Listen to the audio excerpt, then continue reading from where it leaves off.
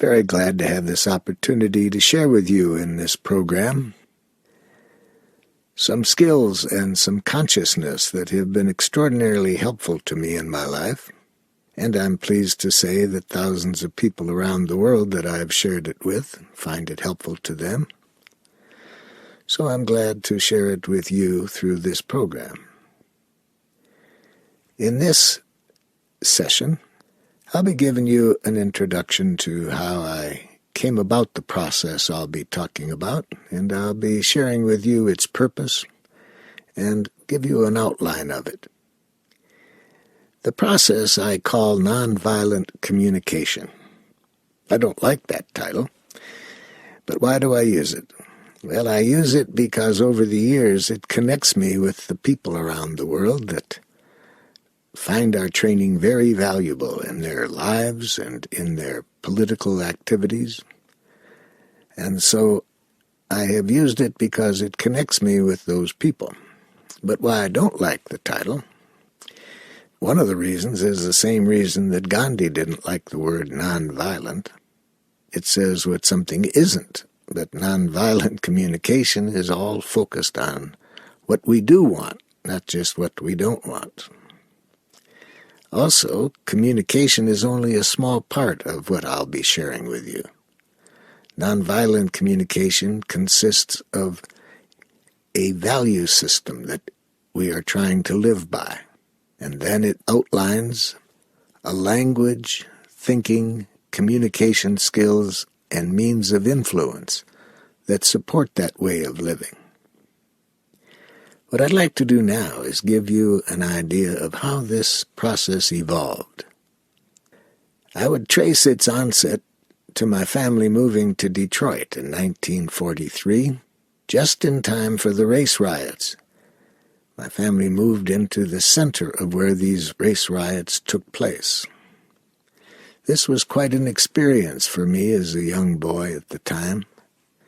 It was an experience to sit in a house locked in for 4 days, not able to go out because of the violence in the streets, and to find out later that 30 people were killed in our neighborhood in just about a week.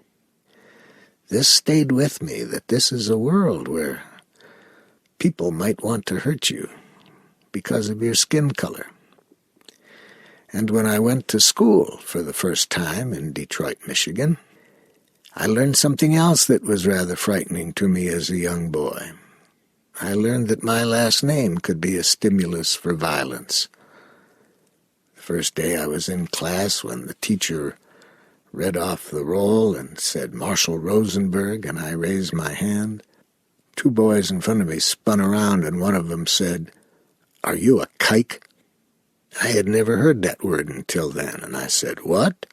He said, "Are you a Jew?" And I said, "Yes." And he and his friend were waiting for me after I left school that day, waiting to beat me. So this was another lesson, that not only is this a world where people might want to harm you because of your skin color, but some people, hearing my name, wanted to hurt me. This instilled in me questions about, why is this? Why do people want to hurt one another? Simply because of their name, simply because of their skin color. At the same time, I had another powerful learning experience, quite a different one than to see the violence that was going on in the streets. I saw that violence isn't what we human beings are really about. I was fortunate enough to see people exercising compassion under difficult conditions.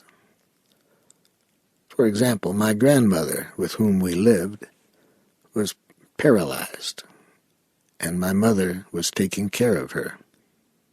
And each night, one of my uncles would come to help my mother take care of my grandmother, and I couldn't wait for him to get there. And I would watch as he took care of my grandmother, as he cleaned her up, gave her various medical treatments that she needed. What struck me is the whole time he was doing this, the beautiful smile on his face. even though to me as a boy it seemed that the work he was doing was not easy and it was difficult to clean up somebody and give them medications. The whole time he was doing it, he had such a beautiful smile on his face. So I saw this aspect of human beings who could enjoy contributing to other people's well-being. So 2 questions were in me from this time on and to this day. And these 2 questions are, what happens to people to lead them to enjoy other people's suffering and to make them want to contribute to other people's suffering? And then what happens to us human beings so that we stay with the process of compassion where we enjoy contributing to each other's well-being? I wanted to learn about that. I wanted to learn what contributes to the violence so I could do whatever I could to transform it, to prevent it.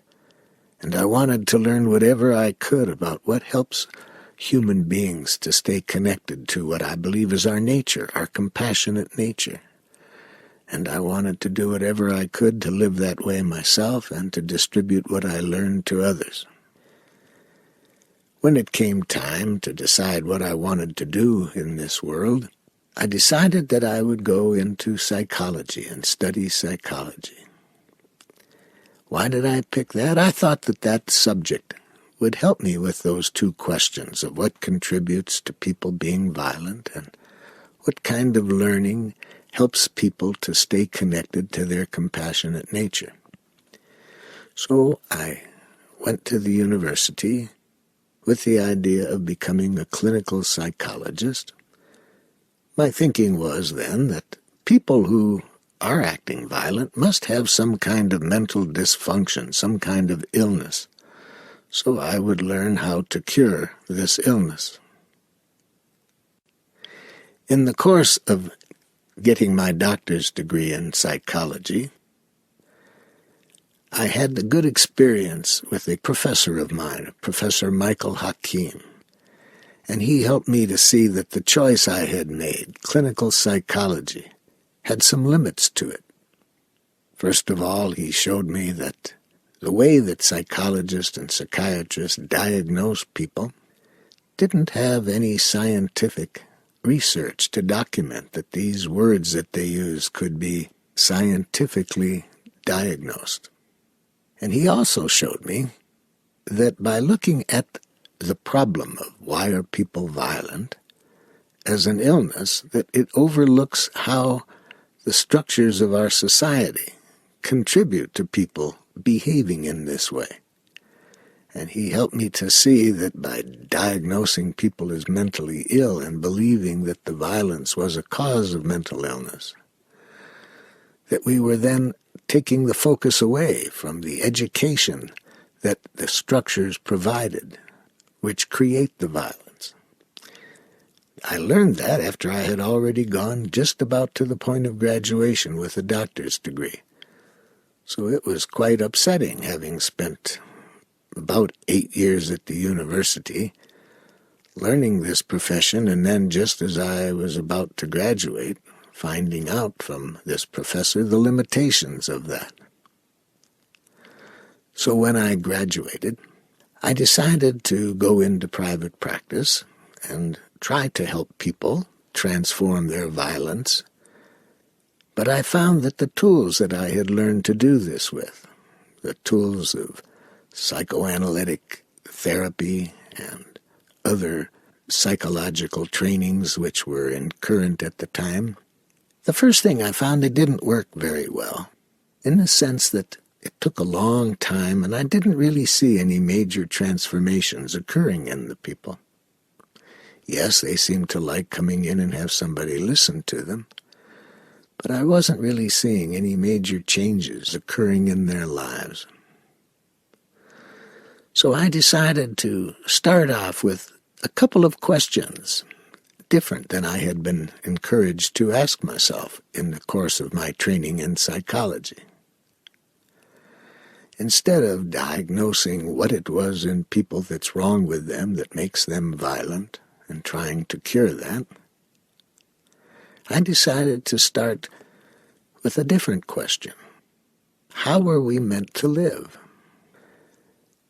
Now, where do you find out this information? Well, for about a year, I studied comparative religions, believing that the religions were each trying to define this question, how are we meant to live, and to let us know this. So, through readings and taking some courses, I came to a conclusion after reading about comparative religions that they all were saying pretty much the same thing, that compassion is how we were meant to live, contributing to one another's well-being willingly, out of the joy that comes naturally when we exercise our power in the service of contributing to people's well-being. They each said this perhaps in a different way, but I got this same message that our nature as human beings is to exercise our enormous power in the service of life, to enrich life in ourselves and others. Realizing this and seeing that this was the core message in all of the religions that I studied, an obvious question came to me. If we seem to all agree on this subject, that compassionate giving is what we human beings are meant to be, I wondered why we're not doing it. And then I started to ask myself the question, what skills are necessary to live compassionately? And then I saw that the skills that seemed to be necessary to live compassionately were quite different than the skills that we were taught. And then when I asked myself, why is that? Then the professor that I mentioned's words came to me, that we were educated to contribute to the structures we were living in. And these structures are structures in which people claim to be superiors and know what's right for others, and to impose what they believe is right on the others. And that way of living requires a certain way of thinking, communicating, and using power. And I saw that that was the problem, that what created violence was a certain way of thinking, a certain language, and a certain way of using power. But then I asked myself, well, what are the skills that are necessary to live in harmony with compassionate giving? What kind of language is necessary? What kind of communication skills are necessary? What kind of thinking supports it? And what kinds of means of influence support it? And where do you find that information? Because it wasn't too clear as I was reading about the comparative religions how specifically we were meant to behave in order to live in harmony with compassionate giving. So what I decided to do was then do a different kind of research to observe the people that I respected the most, who seemed the most compassionate, who seemed to enjoy giving to others. And I tried to see how were they different than the people who seemed to enjoy criticizing, blaming, attacking others. And it was through studying these people, also studying some research in psychology that tried to identify what characteristics of development contribute to people's behaving in a compassionate way.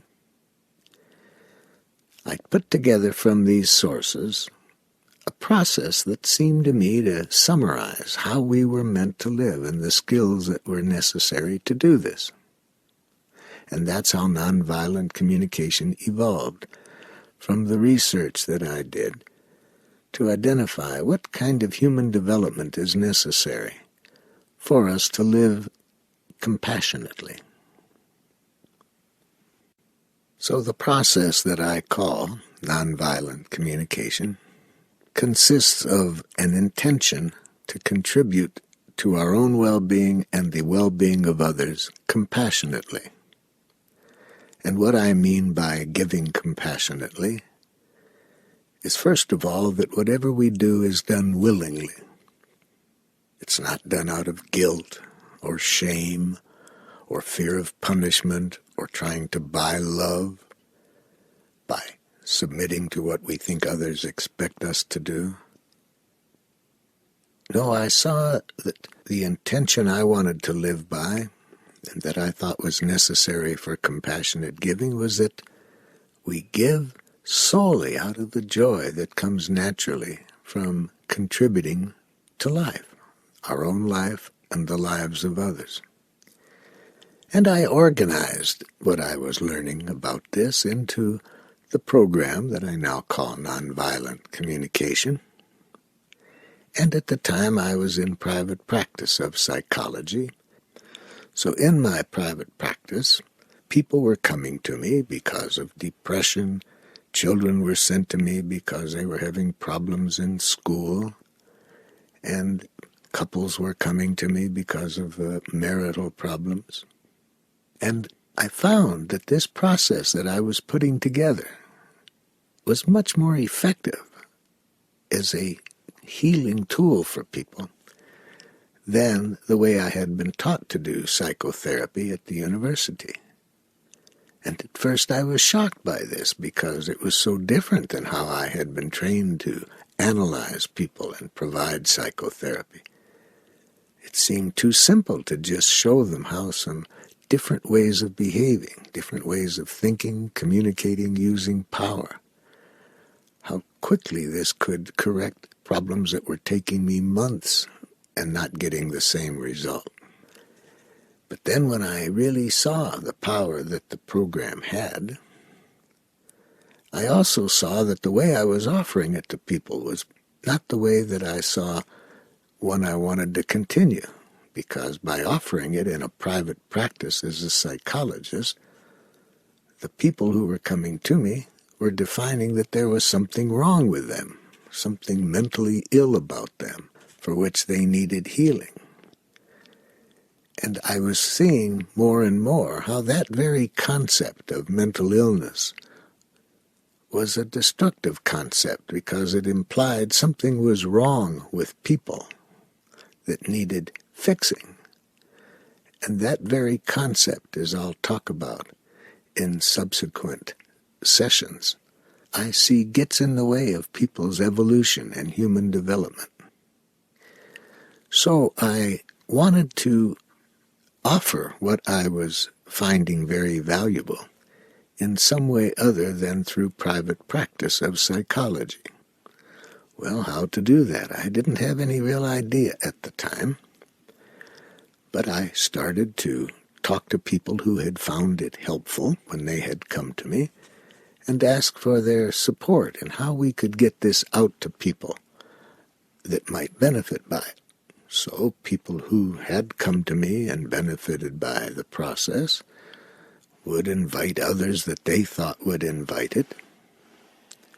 And the next thing I knew, I was traveling around the United States because word spreads, and people that I had helped in one community to learn the process and apply it in their lives would tell people that they knew in other communities, and before I knew it, I was spending much of my life traveling around the United States to different groups of people who were wanting me to share the process with them. In those days, many of the people were concerned with racial relationships. They were seeing the cost of racism and wanted to know how nonviolent communication could be supportive in, first of all, helping people liberate themselves from the kind of thinking and cultural learning that contributed to racism. And I was working on that issue with people in many states in the United States, particularly the southern states, because at that time our country was going through desegregation in the schools and many problems were occurring, and so people were finding nonviolent communication very helpful both in transforming racist kinds of thinking into thinking which was more respectful of differences. And it also helped reconcile warring groups within communities on this subject. Then when the word got around about how valuable nonviolent communication was with dealing with racism, I began to be invited to work with people who are concerned about sexism, and here again found that the process was very helpful in the work that the people were doing in that area. One of the problems I faced was that working with the people around in those areas of racism and sexism often did not have much money to offer me for providing the help that I was giving them. When I was in private practice, I was getting a lot of affluent people coming to me for my services. But just to go out and offer it to people around that would invite me into their communities, having heard about it, the initial groups were not very affluent people. And so to get around the United States, it was pretty costly for me to stop overnight and be in a hotel. So much the time I had to sleep outdoors as I was traveling from city to city. And this was no problem when the weather was good because I had a pretty good sleeping bag. But of course it could be quite uncomfortable in the wintertime or when it rained. One day as I was driving through Kansas and I was about to stop because it was nighttime and I needed some sleep on my way back home, the problem was it was raining very hard. And when it did that, I would need to go into the nearby town and find some overhang on some building that I could sleep under. So I went into a place in the nearest town that I could find a little overhang from the roof that I could be protected from the rain, and I got my sleeping bag out of the car and started to sleep. But now the police came by and wondered, who is this strange person who just chooses to get out and sleep underneath that overhang? And they seemed a little worried about me. They had me up against my car with my hands on top, and they were searching me and asking me why I was there. I told that story to some friends of mine, and then a couple months later, they were in a workshop with me and teasing me about that. They said, well, Marshall, have you frightened the police with your sleeping habits, sleeping out under rooftops? And a woman who attended this training, when she heard this, she asked me, Marshall, why do you sleep outdoors like that? And I said, well, many of the people that invite me into their communities don't have much money, and sleeping in a motel is pretty costly for me. And I don't mind sleeping outdoors, it's just that sometimes that rain is awkward, so that's when I go into town and sleep under the overhangs. Anyway, the last day of the workshop, this woman came up to me and said to me, I have something I want to offer you. And she gave me a check for a good sum of money. I was shocked. And I said, what's this about? And she said, it has some strings attached. Oh, I said, what are they? She said, you're not to sleep outdoors anymore. You're to use this money to sleep in hotels and be more comfortable. And I thanked her for her kindness, but I gave her back the check. And she said, why are you giving this back to me? I said, oh, if I was to have that much money, I certainly wouldn't want to use it to make hotel owners more wealthy. She said, well, what would you do with it? I said, I'd use it first to buy a car I could sleep in. And second, I would use it to buy a computer because I'm finding that these computers can help me make mailing lists and get a lot of the work I need to do to spread the word around. It could make it a lot easier. She gave me back the check and she said, please then buy a car and buy a computer. And she said, but you know what would help? If you had a not-for-profit organization, I could deduct that. And so it would be very helpful to me if you could do that. I said, well, some other people have been telling me there'd be some advantages to my forming a not-for-profit organization. And so I did. I went and formed a not-for-profit organization called the Center for Nonviolent Communication. And then I thought, how do you start an organization where it was getting overwhelming for me to be doing all this by myself? So I sent out a letter to people around the United States and Canada who had been finding my training helpful. And I invited them to come together if they would be interested in sharing with me the challenge of how do we distribute nonviolent communication in a way that it could be helpful to people most in the United States and Canada. I was delighted to find that 23 people came together. They had this interest in working with me on how we could, as a team, make the training more available. But then they were so effective in inviting me all over the United States and Canada, and I was seeing day after day how valuable the process could be, how many people were using it in how many ways. And then I saw that it was far too valuable to make it dependent on my availability. And just at this time, I was reading of the work of Paulo Freire in Brazil. He was then the head of the Department of Education, and Brazil had a very low rate of literacy. And he came up with a very creative program for increasing literacy in Brazil. Instead of having to depend on well-educated teachers to teach reading, he developed a very clever program and very simple in which people who were learning how to read could turn around and teach other people how to do it. And through this process, he rapidly spread literacy skills throughout Brazil. But he did something else that was also very clever. He integrated into this literacy teaching to get people to think more about how their government was working and what power they had to change things that were not in harmony with their values. Within a short time, he was getting about 85% of the people literate, whereas when he started out, it was about 3%.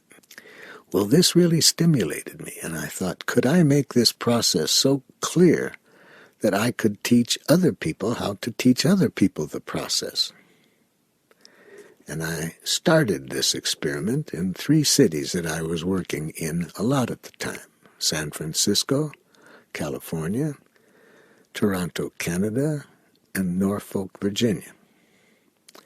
I found a team of citizens in each area that were finding the process very helpful, and I shared with them how I offered it and showed them how they might teach it to others.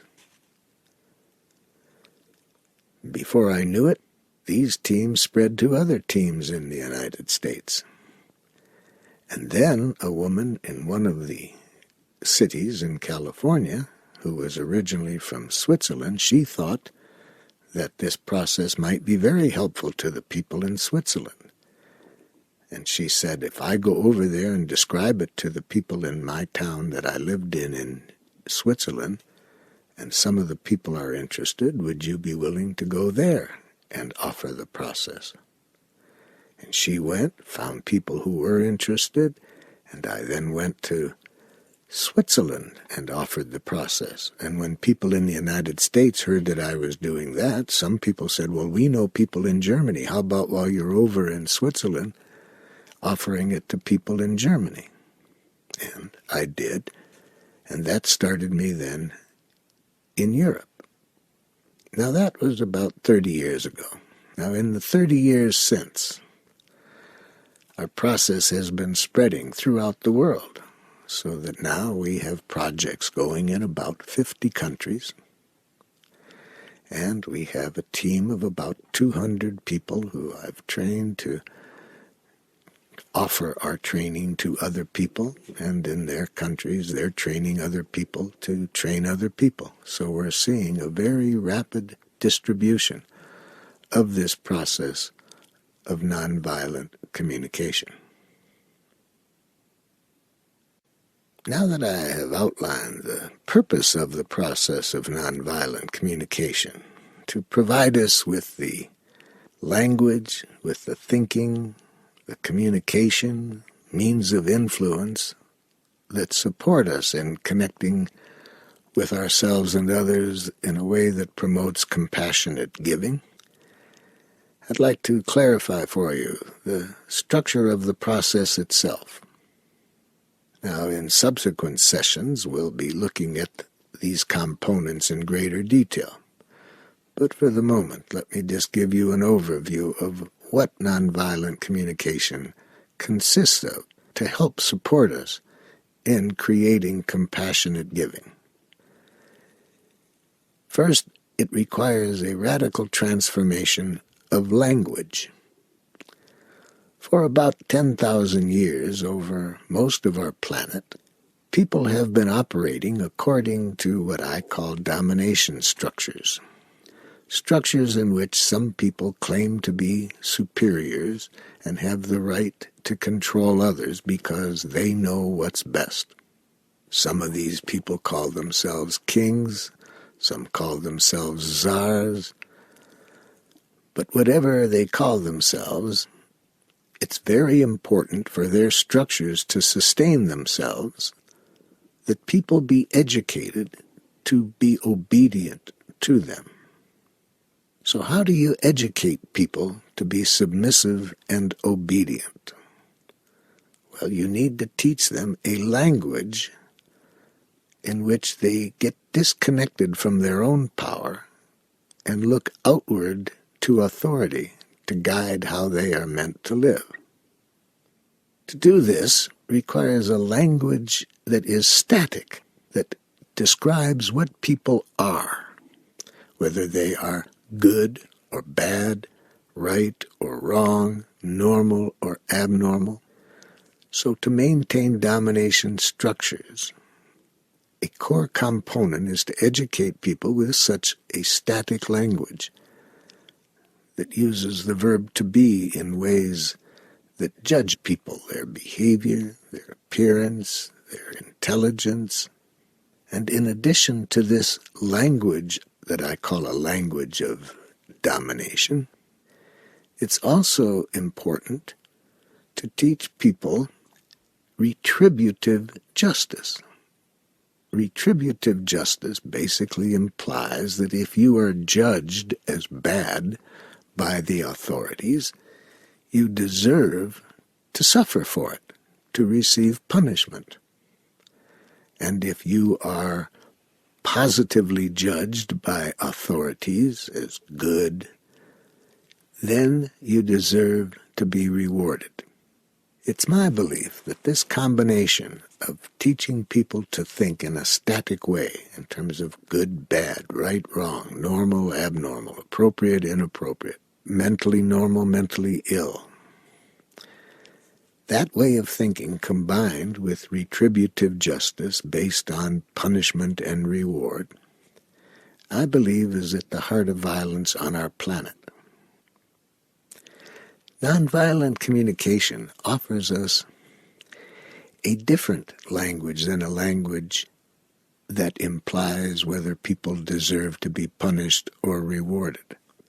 Nonviolent communication focuses our attention on human needs, whether human needs are being fulfilled or not.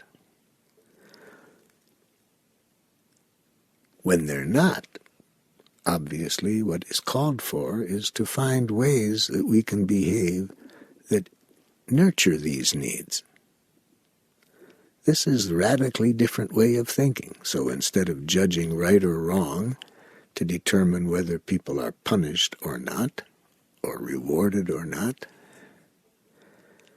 nonviolent communication focuses on what is happening to our needs. If our needs are not being fulfilled by what is happening, let us take action that fulfills our needs. If our needs are being fulfilled, let's celebrate. So this is a radical departure from the language of domination, a language of judging what people are. And nonviolent communication shows us three other important forms of communication that support expressing our needs and understanding the needs of other people. First, nonviolent communication suggests clarity about actions that are supporting needs being fulfilled or not. So nonviolent communication suggests that we make clear observations, that we can tell people when their actions are meeting our needs and when their actions are not meeting our needs. Another component of nonviolent communication are feelings. Feelings are manifestations of what is happening to our needs. When our needs are not being fulfilled, we feel unpleasant feelings. When our needs are being met, we feel pleasurable feelings. And a fourth component of nonviolent communication are requests. When we see that our needs are not being fulfilled, we need to request of ourselves or others what actions we would like taken to better meet our needs. So these four components make up nonviolent communication. The most basic, our needs. And then observations of what is fulfilling our needs and what isn't. Feelings to identify the results of what's happening to our needs now. Whether they're being met or not, our feelings reveal that to us. And our request, what we would like done about our needs that are not being fulfilled. These four components are rather different than the language that I was taught. I went to schools for 21 years. And in those years of schooling, I was never asked, for example, what my needs were or what my feelings were. And very rarely was I ever asked what my requests were. The schools I attended were basically schools in which the teachers used a language of judgments. They told you whether what you did was right or wrong, good or bad. And so in such an environment, we don't learn a language of life. We learn a language that orients us to what authority wants us to believe and do. So nonviolent communication shows us both how to make these four components clear to people. And these four components basically answer two questions. What's alive in us? You see, when we say what is contributing to our well-being, how we feel, and what our needs are that are behind our feelings, that answers the question of what's alive in us at a given moment. And a second question that nonviolent communication directs itself to is, what would make life more wonderful? And that's where our requests come in. We say what we would like to make life more wonderful.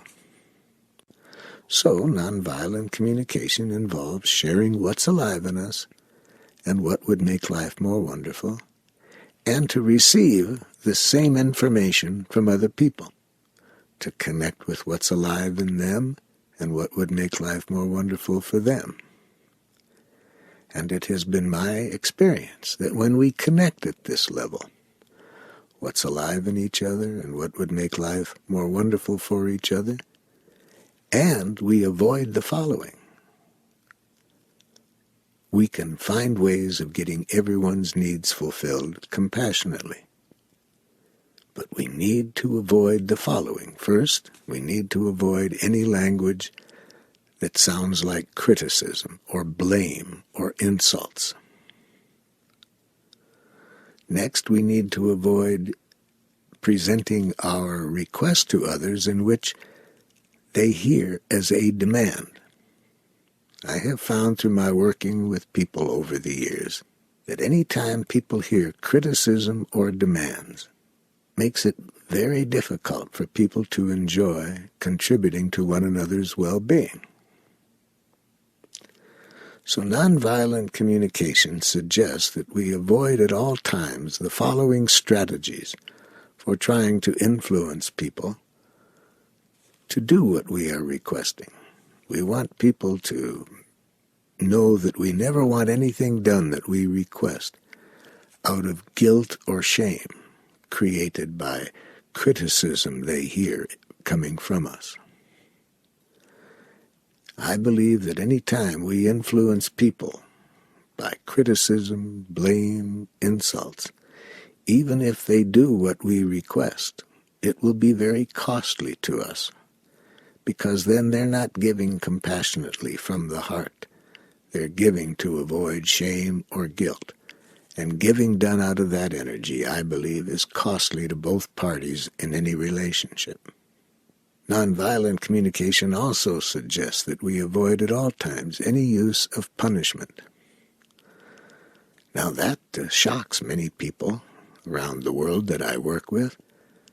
They have the idea that without punishment you have anarchy, you'll have violence, you'll have all kinds of horrible things happen. They believe that the only way you can have order is through a justice system in which people are punished if they don't do what the authorities think is right.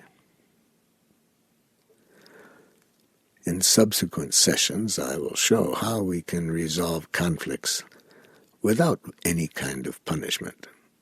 But that's not easy for many people to feel comfortable with, that I work with, because they have been in schools, families, governments that are all set up on the basis of retributive justice, the idea that there are certain things you must do, and if you don't do them, then you deserve to suffer for what you have done. And if you do these things which are defined as right by authorities, then you deserve to be rewarded. So when I suggest other alternatives to conflict resolution than punishment and reward, it's enormously shocking to people.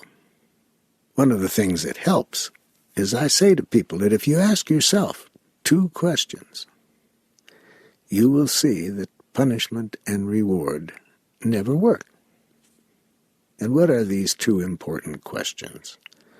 Question number 1, if somebody's doing something you don't like, what would you like them to do differently? Now, if you answer only that question, it can lead you to think that punishment sometimes works, because certainly we can all think of evidence, I would guess, of a time when maybe we were influenced to do something out of fear of punishment, or we were able to influence our children to do things because they were afraid they'd be punished if they didn't. So if you define works as simply getting people to do what you want, punishment sometimes works. But if you ask a second question of yourself, I believe you will see that punishment never works. And what is this second question? What do you want the other person's reasons to be for doing what you request of them? When people ask this second question, what do you want other people's reasons to be for doing what you want them to do? They soon see that any time we get people to do things out of fear that we're going to punish them if they don't, or out of shame or guilt, it's very obvious then that whatever we got that person to do is costly, because we are then experienced as a source of violence, somebody who is prepared to make them suffer if they don't do what we want. And it's pretty obvious to everybody that that is very costly, because to whatever degree people see us as violent rather than compassionate, makes it that much harder for them to enjoy compassionately relating to us. Now people wonder why I put rewards into this same category of something that if you ask, what do you want people's reasons to be, that you won't use it. They say, well, aren't rewards nice? Doesn't it make people want to do things? And I say it may motivate people to do things, but that's not getting people motivated to do things out of compassion, out of enjoyment that comes naturally from contributing to people's well-being. Rewards get people to do things out of a whole different energy, not out of a desire to enrich life, but out of a desire to gain something that they want to gain. I like very much Alfie Kohn's book, Punished by Rewards, for clarifying how rewards are equally violent as punishment. Now, nonviolent communication then suggests that we not only avoid criticism, rewards, punishment, it also suggests the danger of a language that denies choice. I often refer to this language that denies choice by using the German word Amtssprache. I started to use that phrase Amtssprache, having read about the Nazi war criminal Adolf Eichmann. At his trial for war crimes in Jerusalem, Eichmann was asked, "Was it difficult for you to send thousands of people to their death?" Eichmann answered very honestly. He said, "To tell you the truth, it was easy. Our language made it easy." That answer shocked his interviewer, and his interviewer said, "What language?" And Eichmann said, "My fellow Nazi officers and I, we came up with a name for describing the language which we were taught in schools to use, and especially to use in our position as officers in the military, and we called this language Amtssprache between us." Well, in German, Amt means office and Sprache means language, so what they were referring to then was a language of bureaucracy. Eichmann was asked for some examples of Amtssprache, and Eichmann said, "It's a language in which you deny responsibility for your actions. And if you don't feel responsible for your actions, you don't feel so bad when you do things like send people to their deaths." He was asked for some examples of this, and Eichmann said, "Well, if somebody asks you why you do it, you say, 'I had to. I had no choice.' And if people question that and say, 'Well, what do you mean you had no choice?' Then you say, 'Superior's orders, company policy, it's the law.'" A dangerous, dangerous language, a language that denies choice. Nonviolent communication is designed to help us remain conscious of choice every moment, to believe that every action we take, we choose to take. We don't necessarily like some actions that we take, but we don't do anything we don't choose to do. That bothers a lot of people when I say that in our trainings around the world. For example, a story that clarifies this occurred in a city in the United States where I was working with some parents and teachers, and when I suggested that words like have to, should, ought, must, can't are dangerous as I would define danger, because they turn out people who don't feel responsible for their actions. And one of the mothers who attended this session got very upset, and she said, "But there are some things you have to do that you have no choice over. There are things I do every day that I hate to do, but there are some things you have to do, and it is our job as parents and teachers to see that our children do what they have to do." I said to her, "Could you give me an example of something you do that you believe now that you have no choice about?" And she thought for a moment and said, "Oh, there's so many things. But okay, here's one. When I go home this evening, I have to cook. I hate to cook. I hate it with a passion. But I have done it every day for 20 years. Even when I've been sick, I do it. There just are some things you have to do." I told her I was very sad to hear anybody do anything even one time out of that kind of thinking in which you believe you have no choice.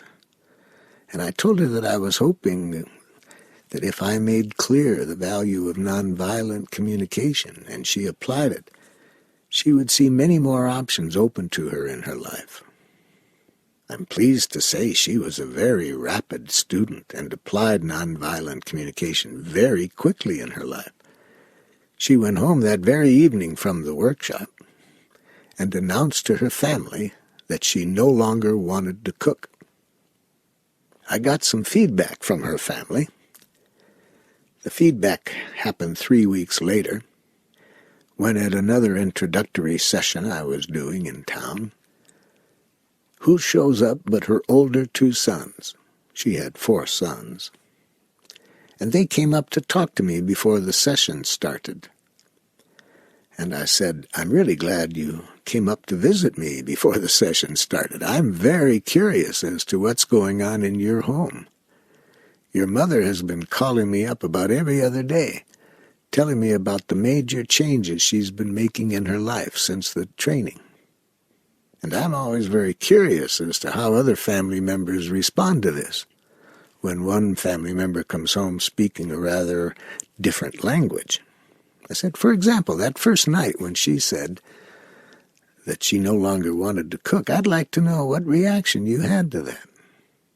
And the oldest son said to me, Marshall, I just said to myself, thank God. I said, how did you come to that? He said, I said to myself, now maybe she won't complain at every meal. That very clearly communicated what concerns me about any language that denies choice. It leads us often to be slaves of authority when it is not to the well-being of people to be slaves of authority. So nonviolent communication is a language that heightens our consciousness that we have choice. Every moment of our lives we have choice. Nobody can make us do anything. My own children taught me that. From the time they were 2 years old on, they taught me I couldn't make them do anything. If I were to say, please put your toys back in the toy box now, it's time for dinner, they might say, no. And I would say, don't you hear what Daddy said? Please put your toys back in the toy box. No. So my children taught me I couldn't make them do anything. All I could do is make them wish they had. Then if I would do that, they taught me another lesson, that if I made them wish they had, they would make me wish I hadn't made them wish they had. In other words, violence creates violence. Punishment creates counter-violence. Now, in subsequent sessions, we will be looking at various applications of nonviolent communication in our lives. For example, in Session 2, I will be describing how nonviolent communication helps us to stay conscious of how we choose to live and to how we can liberate ourselves from any cultural indoctrination that interferes with our living moment by moment in harmony with values of our own choosing. In other words, that session will show us how to live the life within ourselves that mirrors the kind of world we want to live in. If we're not able to live within ourselves in a way that we choose, it will be very difficult for us to contribute to creating an outside world that is acting in harmony with our values. In Session 3, I will be describing how nonviolent communication supports us to be honest with each other without any criticism, without any blame, without insulting. So how we can be honest by revealing what's alive in us and what would make life more wonderful, but without ever using any criticism or demands.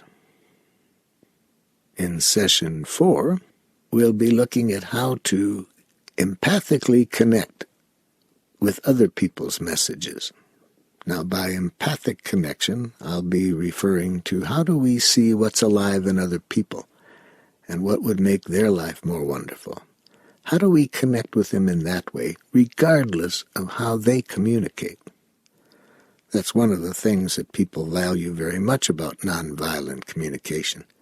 It doesn't require the other person's cooperation for us to reach this connection where everybody's needs can get met through compassionate giving. Our ability to hear what's alive in people and what would make life more wonderful for them, regardless of how they communicate, greatly opens up the possibilities that we can resolve any conflict without violence. In Session 5, we'll be looking at how nonviolent communication supports our ability to get our needs for love met in intimate relationships. In Session 6, we'll be looking at how we experience authority and how we exercise authority, and how we do this by seeing people in authority as offerers of nurturing, not as controllers. And we will see how this applies in our role as parents, our role as teachers, as managers, or in any role in which we are defined as some kind of authority. In Session 7, I'll be showing how nonviolent communication can contribute to healing, emotional healing. And we'll see how each of us has the power to contribute to each other's healing when we can engage in empathic connection and honest expression. We'll also see in Session 7 how nonviolent communication can assist when we are mediating between other people's conflicts, either whether we've been invited to do that or when we are present and can offer mediation skills without people even being aware that we're doing it. And we'll also see how nonviolent communication can support us in helping bring about reconciliation between groups in pain with each other, whether these groups are within the family, the business place, or of different groups within warring countries. In Session 8, I'll be describing how nonviolent communication can support us in our social change efforts. We need to not only know how to influence individuals who are behaving in ways we don't like, we need to also know how to do all of the transformation that's necessary for social change to take place. And that means that it's not just individuals that we need to know how to transform, but groups of individuals, whether these groups call themselves gangs, whether these groups call themselves corporations, governments. We'll look in that session on how nonviolent communication can support us in social change. And in Session 9, we will look at how to keep the energy and the consciousness that nonviolent communication requires. And we'll see the role of celebration and gratitude in giving us the energy that it takes to sustain a compassionate life in a world that often makes that quite a challenge. People who have studied nonviolent communication with us usually have two things to say about it.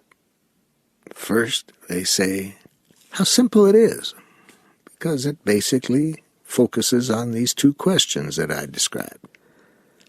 What's alive in us, and what would make life more wonderful?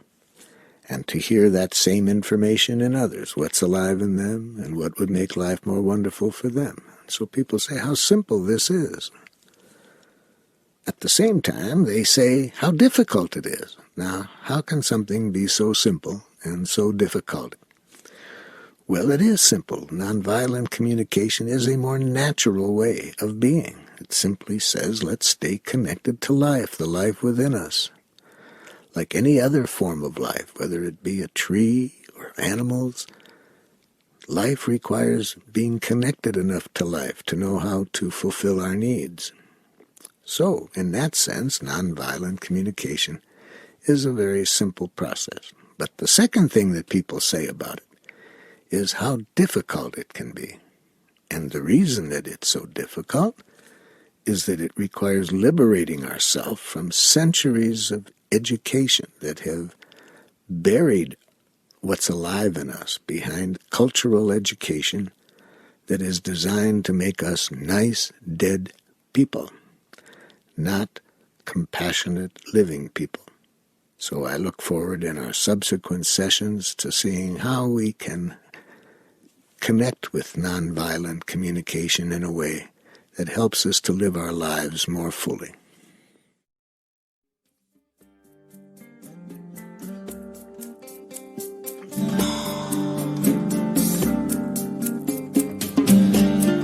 This concludes Session 1 of the Nonviolent Communication Training course with Marshall Rosenberg. Our program continues with Session 2.